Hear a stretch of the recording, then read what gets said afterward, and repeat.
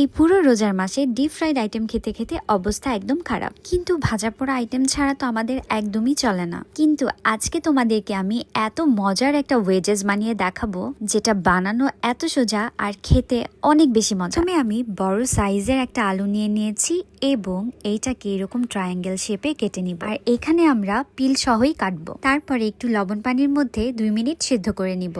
এখন মশলা মাখানোর পালা। প্রথমেই ওয়েজেস গুলো একটা পাত্রে নিয়ে সেটার মধ্যে সামান্য তেল দিয়ে নিব। মধ্যে এক এক করে মরিচ গুঁড়ো, গোলমরিচ গুঁড়ো, অরিগানো, ধনিয়া পাউডার, জিরা পাউডার আর সামান্য চিলি ফ্লেক্স, এটা চাইলে আপনারা স্কিপ করতে পারেন। স্বাদ মতো লবণ দিয়ে মেখে নিব। সবকিছু সুন্দরভাবে মাখানো হয়ে গেলে এর মধ্যে ময়দা আর কর্নফ্লাওয়ারের একটা মিক্সচার দিয়ে দিব।